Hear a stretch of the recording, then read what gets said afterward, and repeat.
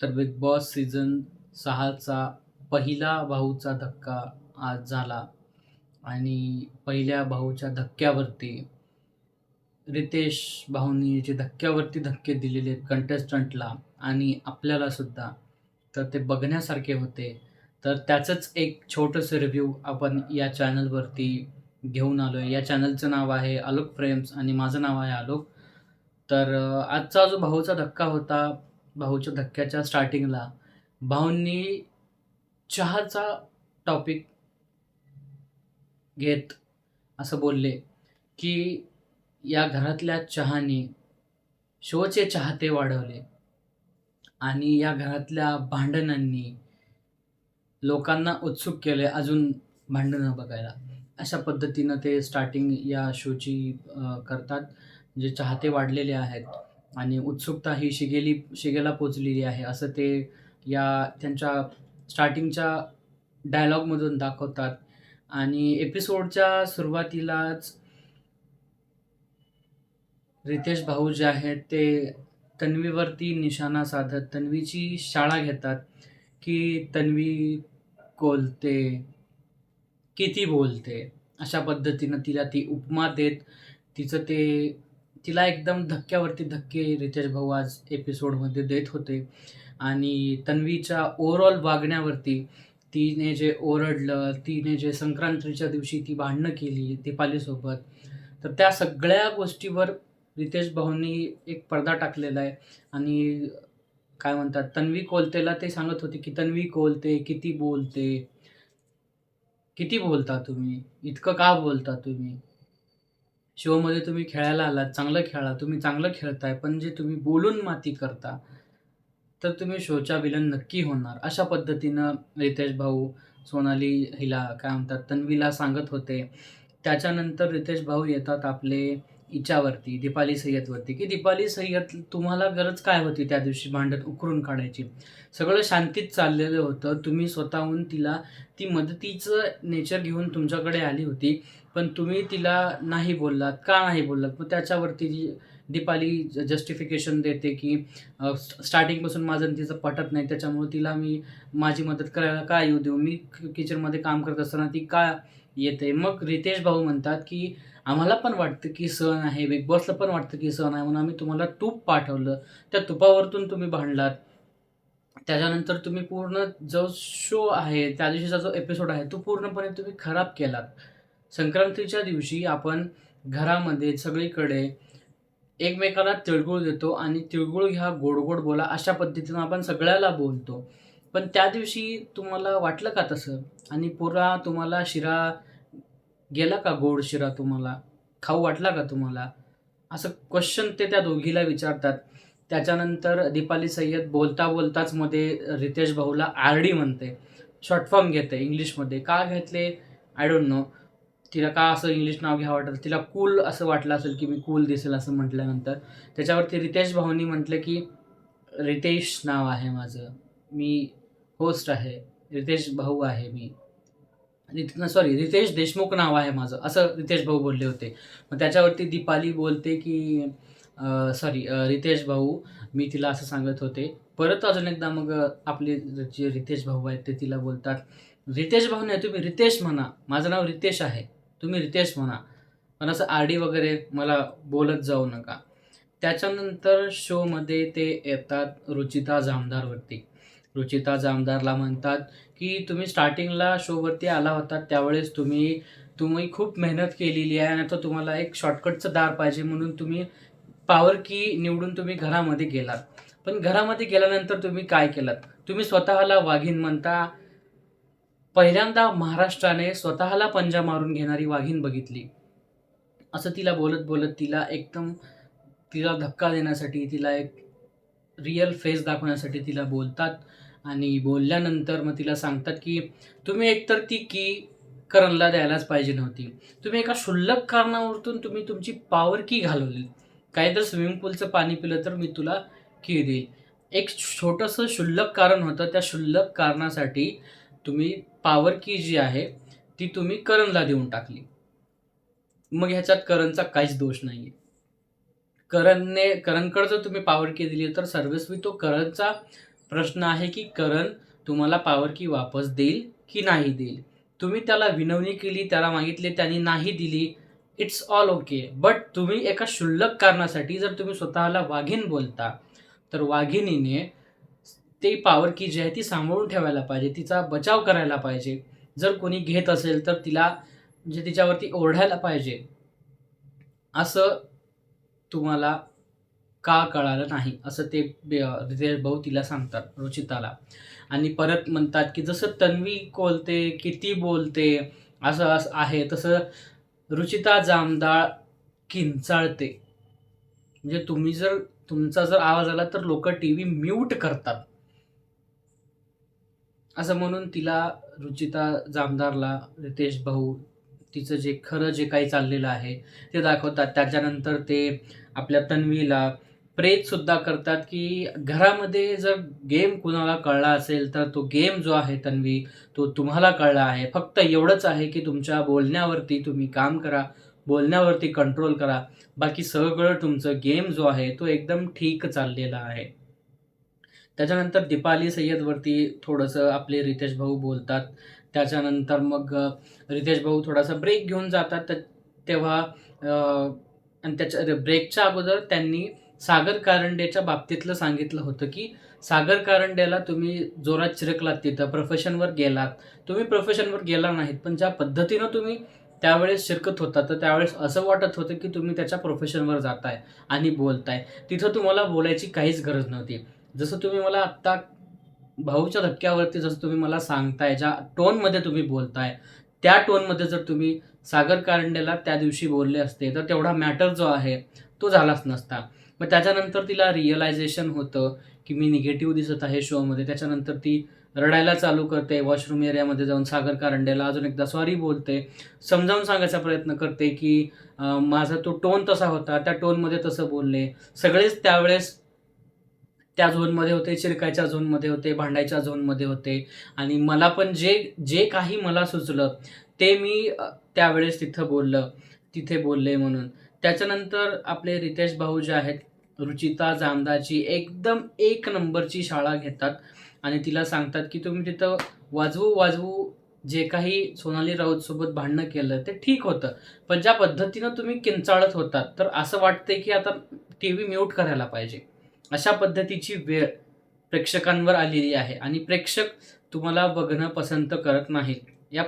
या अर्थामध्ये ते त्यांना सांगत होते. त्याच्यानंतर करण सोनवणेवरती रितेश भाऊंनी टीका केली. टीका करताना ते म्हणाले, की तुम्ही इथे आलात, कॉन्फिडंट होतात. घरामध्ये गेल्यानंतर तुम्ही बझरच्या टास्कला गिव्ह अप केलंत. का मला जाणून घ्यायचंय. मग करण जे कारण देतो, ते मला अजिबात नाही पटलं. करण म्हणतो, की मला बिग बॉसचं एक वाक्य आठवलं, की जिथं स्वतःची हिंमत ते टेस्ट करून बघायला पाहिजे, असं काहीतरी वाक्य होतं ते. ते वाक्य मला आठवलं, त्याच्यामुळे मी तिथं गिव्ह अप केलं. नाही, तू तिथं कॉन्फिडंट होता तू, की तू वाचणार. तुझे प्रेक्षक जे आहेत, ते जे तुझे चाहते आहेत, इव्हन माझे काही फ्रेंड्स पण आहेत जे तुला वोट करतायत, करणला वोट करतायत सध्या. सो करणला ओव्हर कॉन्फिडन्स होता, की त्याला घराच्या बाहेर नाही काढणार. पण हाच ओव्हर कॉन्फिडन्स पुढे कुठेतरी जाऊन त्याला नडू शकतो. या पद्धतीनं त्यांनी टीका करत सांगितलं, की तुम्ही कॉन्फिडन्स राहायला पाहिजे. तुम्ही कॉन्फिडन्स राहून गेम खेळायला पाहिजे. बाकी सगळा गेम तुमचा छान आहे गेममधला. फक्त जे तुम्ही बझरच्या टास्क वेळेस माती खाल्ली, जे तुम्ही बझर नाही दाबलं, तुम्ही प्रयत्नसुद्धा नाही केला बझर दाबण्याचा, तुम्ही फक्त थांबून होतात, तर ते चुकीचं आहे. असे कित्येक तरी सीझनमध्ये असं झालेलं आहे, की फॅन फॉलोइंग असलेले कंटेस्टंट आलेत, पण ते मराठी प्रेक्षकांच्या कमी वोटच्या कमी वोट्समुळे ते घराच्या बाहेर पडलेले आहेत. तर या पद्धतीनं रितेश भाऊ करणला समजावून सांगतात. त्याच्यानंतर सोनाली आपलं जे ओमकार राऊत आणि विशाल कोटियांचा मुद्दा आहे, त्याच्यावरती ते बोलतात, की घरामध्ये 2 असे व्यक्ती आहेत, ज्यांना फक्त फिजिकल व्हायचं कळतं, मारामाऱ्या करायचं कळतं. गेम ते 0 खेळत आहेत. आणि ओमकारला ते म्हणतात, "ओमकार, तुम्ही विशालसोबतच्या भांडणाव्यतिरिक्त कुठेच दिसला नाही, जे की फॅक्ट आहे. ओमकार कुठेच दिसला नाही. भांडणाव्यतिरिक्त त्याचं भांडण हायलाइट झालं म्हणून तो शोमध्ये हायलाइट झाला. नाहीतर तो शोमध्ये हायलाइट झालाच नसता पहिल्या वीकमध्ये. पहिल्या वीकमध्ये विशाल कोटे यांचं त्याचं 2दा भांडण झालं 2 दिवस. त्याच्यामुळे तो शोमध्ये हायलाइट झाला. अन्यथा तो हायलाइट झाला नसता. त्याच्यामध्ये ताकद आहे. तो एक नवीन खेळाडू आहे आणि ओमकार राऊत कोण आहे ते तुम्हाला हळू-हळू गेममध्ये कळूनच येईल. हळू तो खुलतोय. कॉमन आहे, कॉमन मॅन आहे. भलेही त्याच्या Instagramवरती तो फिटनेस इन्फ्लुएन्सर आहे, पण जवळ त्याचे आता सध्या त्याचे 50K फॉलोअर्स झालेले आहेत कंप्लीट. बिग बॉसमध्ये आल्यानंतर अगोदर त्याचे 39K समथिंग 38 और समथिंग 39K त्याचे फॉलोअर्स बिग बॉसमध्ये यायच्या अगोदर होते. मग अशा सगळ्या गोष्टी रितेश भाऊने तिथं हायलाइट केल्या, की तुम्ही भांडणाव्यतिरिक्त तुम्ही दिसलाच नाहीत आणि फक्त तुम्ही भांडत होतात. भांडणाशिवाय तुम्हाला म्हणजे विशाल कोटियांसोबतच्या भांडणाव्यतिरिक्त तुम्ही कुठे दिसलाच नाहीत. आणि विशाल कोटियांचं जे काही लॉकेट का पिन काहीतरी होतं नावाचं, ते ओमकारने फेकलं होतं स्विमिंग पूलमध्ये.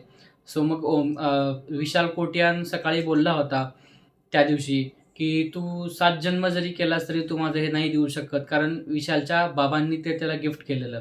मग त्यासाठी ते खूप इमोशनल होतं. बट विशाल असा बोलतो, की सकाळी बोलला होता ओमकारला. तेच मुद्दा रितेश भाऊ थोडंसं हायलाइट करतात, की तुम्ही असं बोलले होते ओमकारला, की "तू 7 जन्म जरी तू कितीही जरी पैसे खर्च केलेस तरी तू हे नाही घेऊ शकत." म्हणजे इतक्या खालच्या लेव्हलची तुम्ही एकमेकाची इज्जत काढता, एकमेकाची पातळी दाखवून देता. हे शोमध्ये करणं थांबवा. अशा पद्धतीनं सांगतात ते. आणि नंतर मग तो जो मुद्दा आहे ह्याचा प्रभूचा, की उचलून धरलेला विशाल कोटे यांनी. मग विशाल कोटे यांना समजावून सांगतात रितेश भाऊ, की "असं नका त्याच्यासोबत मजाक करत जाऊ. लहान आहे तो. त्याची बॉडी बघा, बॉडी किती आहे ते. त्याच्यानुसार त्याला उचला." तो तुम्हाला बोललासुद्धा, की "माझी बॉडी आहे. मला डंबलसारखं उचलू नका." हा तो तुम्हाला बोलला. त्याच्यामुळे इथून पुढे लक्षात ठेवा, कुणालाही टच करण्याच्या अगोदर त्याची परमिशन घ्या. मगच त्या व्यक्तीला टच करा. कारण कधीही मस्तीची कुस्करी कधी होईल हे तुम्हाला सांगता येत नाही आणि तुम्हाला कळून पण येत नाही.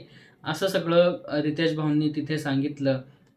त्याच्यानंतर सोनालीला थोडंसं त्यांनी प्रेज केलं होतं, की बिग बॉसचे खेळाडू जे आहेत, जे गेम खेळून आलेले आहेत, तर त्यांच्यापैकी सोनाली राऊतच जी आहे, ती एकदम काम पद्धतीने, एकदम चांगल्या पद्धतीने, शांत पद्धतीने सध्या गेम खेळत आहे. कारण जेव्हा रुचिता तिच्यासोबत भांडली होती, मी तुम्हाला त्या एपिसोडच्या रिव्ह्यूमध्ये पण बोललो होतो, की रुचिता कचा-कचा भांडली आपल्या सोनालीसोबत. पण सोनालीने नंतर म्हणजे तिला जर हवं असतं, तर ते जे भांडण झालं त्या दिवशी, ते एकदम टोकाला ती नेऊ शकली असती.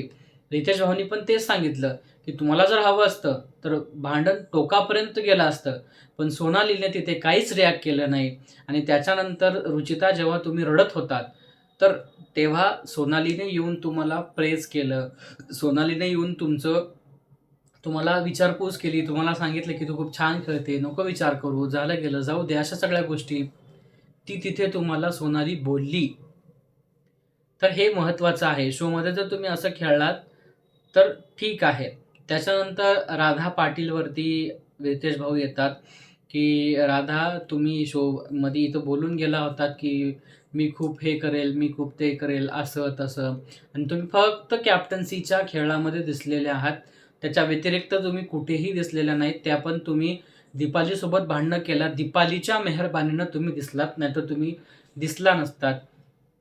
कारण ऑफकोर्स शोची फेव्हरेट म्हणता येणार नाही, पण सीनियर कंटेस्टंट आहे आणि शो प्रत्येक वर्षी सीनियर कंटेस्टंट कोणीतरी आणतात.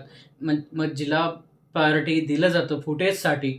मग राधा भांडली होती त्याच्यामुळं दीपाली सय्यदसोबत भांडली होती त्याच्यामुळं ती दिसली भांडणामुळं आणि कॅप्टन्सी टास्कमध्ये दिसली. त्याच्यानंतर प्रभूच्या भांडणासाठी ती दिसली होती. त्याच्यानंतर बिग बॉस येतात ह्या घरच्यांवरती, जे हे घरचे आहेत. 4 सदस्य ओमकार, रोशन, परत कोण होतं अजून? एक सेकंद मी तुम्हाला बघून सांगतो. ओमकार, रोशन, ओमकार राऊत, रोशन भजनकर, आयुष संजीव आणि अजून एक कंटेस्टंट होता. त्याला मागे राधा पाटील. त्याला मागे थांबवण्यात आलेलं होतं किचनपर्यंत. रितेश भाऊ बोलले, की "हे कसं वाटतंय तुम्हाला सरप्राईज? दिसताय का तुम्ही स्क्रीनमध्ये? किती दिसताय? थोडंसं दिसताय. तसंच तुम्ही प्रत्येक एपिसोडमध्ये दिसताय. प्रत्येक प्रेक्षकांच्या टीव्हीवरती तुम्ही तेवढंच दिसताय." रितेश भाऊ असं म्हणाले, की तुमचा जो चाहता वर्ग आहे, कुणाच्या नजरेमध्ये तुम्ही हिरो आहात, कुणाच्या नजरेमध्ये तुम्ही हिरोईन आहात, तर कोणी तुम्हाला भरभरून सपोर्ट करतंय आणि वाट बघते तुम्ही स्क्रीनवर कधी याल आणि स्क्रीनवर तुम्ही फक्त 1 मिनिटं येता आणि निघून जाताय. अरे, आत्ताच आला होता, लगेच निघून गेला, एपिसोड संपला, 1च मिनिट दिसला. असं तुमच्या चाहत्या वर्गाचं व्हायला नको. त्याच्यामुळं गेममध्ये ॲक्टिव्ह व्हा, ॲक्टिव्हनेस करा आणि हे करा. त्याच्यानंतर आयुष संजीवला टार्गेट करत रितेश भाऊ म्हणतात, की आयुष, माझ्याकडे तुमच्याबद्दल बोलण्यासाठी काहीच नाही. कारण तुम्ही दिसलाच नाहीत. जर तुम्ही दिसणारच नाहीत, तर मी तुमच्याबद्दल बोलणारच नाही. आणि ते पुढे सरकतात. पुढे सरकून सगळ्या घरच्यांना एक सल्ला देतात, की तुम्हाला मी 2 सल्ले देतो. एक तर तुम्ही मराठी बोला, कारण हा पहिला आठवडा होता. त्याच्यामुळं मी मी बिग बॉस तुम्हाला काहीच बोलणार नाहीत. मराठी, हिंदी म्हणजे हिंदी, इंग्लिशसाठी. हा पहिला आठवडा होता म्हणून आम्ही सगळ्यांना माफ केलं. पण आजपासून पुढे फक्त आणि फक्त मराठीतच बोलायचं, असं रितेश भाऊंनी सांगितलं. दुसरा रूल, गेममध्ये ॲक्टिव्ह व्हा. ॲक्टिव्ह झाल्याशिवाय नेक्स्ट वीकेंडच्या वारला मी त्याच व्यक्तीबद्दल बोलेल, ज्या व्यक्ती शोमध्ये दिसतील, ज्या व्यक्ती शोमध्ये ॲक्टिव्ह असतील. आणि जे रितेश भाऊ आहेत, ते नंतर मग आपल्या प्रभूची तारीफ करतात, की "प्रभू, तुम्ही खूप एंटरटेनर आहात आणि तुमच्यामुळं एंटरटेन दिसला. गेममध्ये तर तुम्ही खेळलातच, पण खरं जे एंटरटेन असतं, ते तुम्ही आपल्या महाराष्ट्राला दाखवून दिलं आणि महाराष्ट्र तुम्हाला पसंत करतोय. तुम्ही असंच एंटरटेन करत राहा." चहासाठी तुम्ही जे सगळीकडे फिरलात, त्यावेळेस सगळे कॅमेरे तुमच्याकडेच होते आणि घरच्यांना सुद्धा ते सांगताना सांगतात, की तुमच्यामध्ये सुद्धा जेव्हा प्रभू बसतो, तर कॅमेरा फक्त प्रभूकडेच असतो. तर अशा पद्धतीने ते सांगतात आणि म्हणतात, की आजच्या या भाऊच्या धक्क्यावरती एवढंच आहे. एवढंच, की परत ते प्रेज करतात आपल्या दिव्या शिंदेला, अनुश्री मानेला आणि दीपाली सय्यदला. की स्टार्टिंगला असं वाटलेलं की हे तिघी जे आहेत त्या काहीच करणार नाहीत आणि शोमध्ये दिसणारच नाहीत. पण मागच्या 2-3 दिवसांमध्ये तुम्ही तुमचा गेम जो आहे, तो खूप अप केलेला आहे आणि त्याच्यानंतर अजून एकदा ते प्रभूची तारीफ करतात. मग प्रभूला ते म्हणतात, की "मला तुम्ही रील करायला कधी शिकवणार?"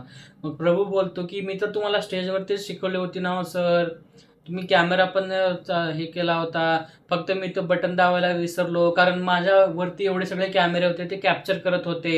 मग रितेश भाऊ म्हणतात, "तुम्ही ॲक्टिंग करत होतात का?" मग प्रभू म्हणतो, की "हां, मी ॲक्टिंग करत होतो सर." मग ते म्हणतात, की "मला कधी शिकवणार तुम्ही रील करायला? मला कधी तुम्ही शिकवणार रील करायला?" मग तेव्हा प्रभू म्हणतो, की "सर, तुम्ही एवढे हिट पिक्चर काढता, तुम्ही एवढे मोठे हिरो आहात, तुम्ही मराठीचे तुम्ही हिरो आहात. तुम्हाला काय गरज आहे शिकायची? तुम्ही नक्कीच रील करू शकता." अशा पद्धतीने एका गोडव्याने आपल्या या सीझनच्या पहिल्या भाऊच्या धक्क्याची अ, समाप्ती होते. त्याच्यानंतर उद्या आपला भाऊच्या धक्क्यावरती इविक्शन होणार की इविक्शन टाळणार, हे येणारा काळच आपल्याला कळेल आणि कोण जाईल, कोण राहील, हे सुद्धा आपल्याला उद्याच्या भाऊच्या धक्क्यावरती आपल्याला कळेल. सो आपण भेटूयात उद्याच्या भाऊच्या धक्क्यावरती एपिसोडच्या रिव्ह्यूसाठी.